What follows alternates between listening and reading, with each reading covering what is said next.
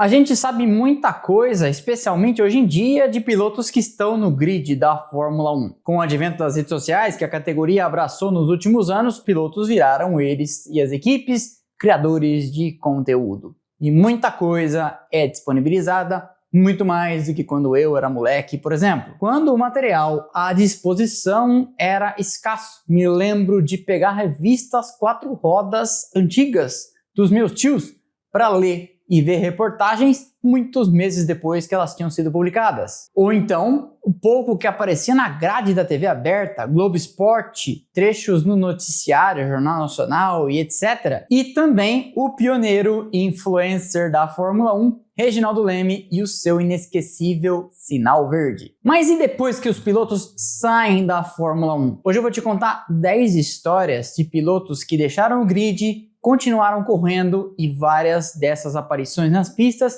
a gente por aqui nem ficou sabendo. É disso então que nós vamos falar hoje no Splash and Go, de 10 carreiras nas pistas de pilotos, inclusive 2 deles campeões mundiais, que a gente pouco soube por aqui ou nem soube. Vamos lá! É claro que essa lista é muito maior do que apenas os 10 que nós vamos comentar hoje, então desde cedo e não no fim do vídeo como costumo fazer, convido vocês a contribuir com os nossos roteiros, com a nossa editoria de futuros vídeos, contando aqui embaixo de outros que eu não mencionei. O critério aqui foram histórias pouco conhecidas, passagens que a gente não ficou sabendo. E eu falei na abertura que eram 2 campeões mundiais, mentira, a nossa lista de 10 tem 3 com canecos. E eu garanto que você vai gostar de rememorar o que já sabia ou descobrir coisas novas. E o primeiro deles é talvez o mais conhecido nosso. Depois de deixar a Fórmula 1, Rubens Barrichello, por lá 2 vezes vice-campeão e com 11 vitórias, construiu uma carreira de responsa, vencendo campeonatos na Stock Car e aos 53 anos de idade na NASCAR Brasil. Na Stock Car Pro foi em 2014 e 2022. E na NASCAR Brasil foi agora, em 2025. Acabou de acontecer. Antes de chegar ao Brasil retornando da Fórmula 1, ele ainda fez um ano na Indy. Na minha opinião, mostrou que tinha futuro por lá. Tinha por onde crescer, mas por razões que eu nunca perguntei para ele, um dia, quando entrevistá-lo, perguntarei, não me deixei esquecer, decidiu fazer o caminho de casa e correu e corre ainda até hoje. Na Fórmula 1, entre 1993 e 2011, foram 323 grandes prêmios disputados, 11 vitórias, 14 pole positions e 68 pódios correndo, vamos ver se eu lembro de cabeça, pela Jordan, pela Stewart, pela Ferrari,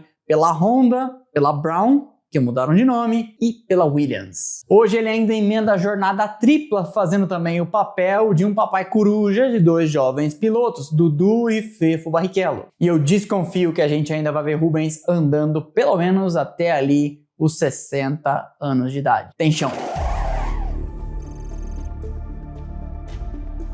Depois de deixar a Fórmula 1 em 2009, quando encerrou a carreira pela Ferrari, apesar de não ter começado o ano por esta equipe, lembre-se, ele foi substituir Luca Badoer, que por sua vez substituiu Felipe Massa, e Fisichella tinha começado o ano, na verdade, pela Force India. Físico, Giancarlo, o italiano, correu 14 temporadas no Endurance. Foram 13 participações nas 24 horas de Le Mans, de 2010 a 2022, sempre correndo de vermelho com a Ferrari, nas classes GTE Pro e GTE M. Além disso, seguiu correndo em provas sprint na GT Competizione, na Itália, onde sagrou-se campeão em 2024 aos 55 anos, ao lado de Arthur Leclerc, irmão de Charlinho, e Tommaso Mosca, a bordo de uma Ferrari 296 GT3. Na Fórmula 1 foram 162 grandes prêmios entre 1996 e 2009, com 3 vitórias, 4 pole positions e 20 pódios. Correu por 5 equipes: Minardi, Jordan, Benetton, Renault e Force India. Benetton e Renault são basicamente a mesma equipe, Force India e Jordan também, mas você me entendeu. Robert Kubica não tem exatamente uma carreira desconhecida depois que saiu da Fórmula 1, mas o acidente que basicamente interrompeu sua carreira ele, considerado por muita gente futuro campeão àquela altura, aconteceu numa participação de rally que àquela altura pouca gente sabia que ele tinha interesse. Recentemente, Kubica, a bordo de uma Ferrari 499P lindíssima, amarela, venceu a última edição das 24 horas de Le Mans ao tempo da gravação desse vídeo, em 2025. Mas sua carreira daria com certeza um filme que terminaria com um final feliz agora, em 2025. Porque ele chegou na Fórmula 1 numa safra que tinha Vettel e Lewis Hamilton, e era visto por muitos como um piloto com o nível destes dois, no caso, multicampeões. Chegou chegando em 2006, substituindo Jacques Villeneuve, andou muito bem em 2007, venceu corrida em 2008, sua única também da Sauber, que àquela altura era BMW Sauber, e tinha, dizem alguns, um pré-contrato com a Ferrari para assumir o carro vermelho, ao lado de seu amigo Fernando Alonso em 2012. Mas quis o destino que em janeiro de 2011, participando de um campeonato menor de rally na Itália, sofresse um seríssimo acidente, que quase lhe tirou a vida, e em que ele quase perdeu também esse braço e a mão. Foi um longo período de recuperação, ninguém botava uma fé, e ele acabou fazendo uma temporada completa de Fórmula 1 em 2019, correndo na Williams ao lado de George Russell, tomando o tempo do inglês, é verdade, mas superando o companheiro promissor com um pontinho no Grande Prêmio da Alemanha. E como o carro da Williams era uma carroça, Russell fez 0, Kubica fez 1, e aí terminou o campeonato na frente. Depois disso, ele fez alguns anos como reserva na Alfa Romeo Sauber, até deixar a Fórmula 1 e enveredar pelo Endurance, vencendo no ano passado e era muito assediado ano passado no WEC durante as 6 horas de São Paulo. Um monte de gente em volta dele para tirar foto. Se alguém precisa de uma ideia para um roteiro de filme para automobilismo, tá aí. Robert Kubica é o material. Nick Heidfeld pilotou ao todo 183 grandes prêmios entre 2000 e 2011 e era visto como mais um daqueles super sub, piloto que teve uma carreira interrompida diversas vezes, cedeu a vaga para alguém com mais talento ou mais dinheiro, mas sempre era chamado de volta, porque dava para confiar nele. 0 vitórias, 1 pole position, 13 pódios. Ele correu por 7 equipes. Eu vou acabar esquecendo então: Prost, Sauber, Jordan, Williams, BMW Sauber, Force India e aquela Renault preta, Lotus Renault, sendo substituído no meio do ano de 2011 por Bruno Senna. E logo depois de se aposentar, foi piloto convidado na Porsche Super Cup durante a temporada de 2012, numa edição de aniversário da categoria, que chamou então pilotos All-Star. Pouquíssima gente lembra deste acontecido, não há muitas imagens, e é sem dúvida uma das participações mais obscuras de um cara muito conhecido numa categoria local lá na Europa, na Alemanha. Irmão de Michael, Ralf correu na Fórmula 1 entre 1997 e 2006. Chegou a testar para fazer a temporada de 2007 da Fórmula 1, mas acabou pulando fora quando viu que os carros da Force India eram muito fracos. Tem imagem desse teste, se eu não me engano, o editor vai achar pra gente. Se ele não achar, eu acho pra ele. E Ralf foi mais um dos convidados na Porsche Super Cup alemã antes de começar na Fórmula 1. Em 1996. Na Fórmula 1 foram 182 grandes prêmios em que ele esteve inscrito, 180 largadas e ele venceu, isso você não lembra, 6 grandes prêmios. Não te culpo porque eu também não lembrava. Me surpreendi estudando para fazer o roteiro. Foram também 6 pole positions e 27 pódios. E ele correu por 3 equipes. Jordan, onde brigou com Eddie Jordan e o irmão Michael pagou a multa rescisória. Williams e Toyota. E uma pausa aqui, eu falei que ele não fez a temporada de 2007. Ele fez a de 2007. Ele fez teste para correr em 2008 pela Force India. E aí não topou, e se eu não me engano, quem embarcou nessa foi Adrian Sutil. Reparo feito já durante o vídeo aqui é assim, interatividade. Jean Alesi, o Leclerc da primeira geração, ou seria o Villeneuve da segunda? Enfim, você que escolhe. Famoso pelo seu estilo agressivo, espetacular na condição, as mãos no volante de um jeito bastante diferente, andando muitas vezes de lado, esbanjando o controle do carro, mas também com um pouco de pouca inteligência emocional, vamos dizer assim para ser gentil. Jean Alesi disputou 201 grandes prêmios entre 1989 e 2001 e tem apenas uma vitória, no Grande Prêmio do Canadá de 1995, e é tido por muitos, inclusive por mim, por um cara que tinha braço para bem mais. Já contei a história de algumas de suas decisões ruins neste vídeo aqui. Além dessa vitória solitária no Canadá, foram 6 pole positions e 32 pódios. E ele acabaria correndo por Tyrrell, Ferrari, Benetton, Sauber, Prost e encerraria a carreira na Jordan. Por onde chegou a Fórmula 1 na Fórmula 3000 quando o tio Ed ainda corria na categoria de acesso. Mas depois que deixou a Fórmula 1 no final de 2001, Alesi apareceu em outra categoria grande, a DTM, a Stock alemã. Fez 5 temporadas completas, venceu diversas corridas e era, no grid, um dos pilotos mais populares, com a galera fazendo fila, esperando por seus autógrafos. E é mais um episódio desconhecido, pouco lembrado, e para quem sabia, por que não, vale a pena rememorar.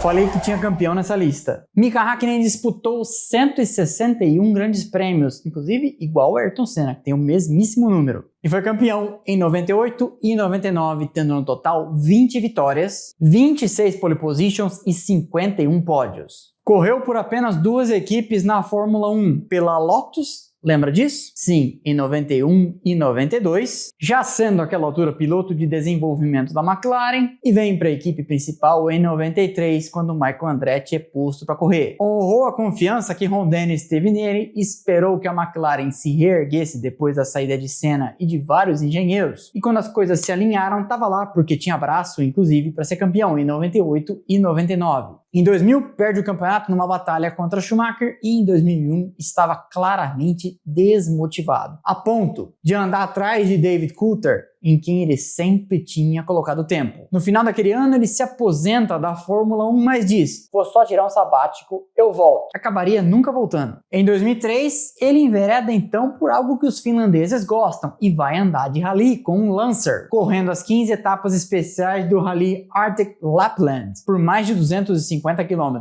Terminou em 29º no geral, mas terminou. E aí, em 2005, resolve voltar a correr, também, igual a Alesi, na DTM. Jean Alesi e Mika Häkkinen se reencontraram na DTM. Olha que legal! Em 2005 e 2006, a bordo dos carros da equipe HWA. Ele venceria sua primeira na DTM na 3ª participação. Não venceu campeonatos, ficou com apenas 3 vitórias nos 3 anos em que disputou, 2005, 2006 e 2007. Mas essa aparição dele no Rally e depois na DTM são amplamente desconhecidas.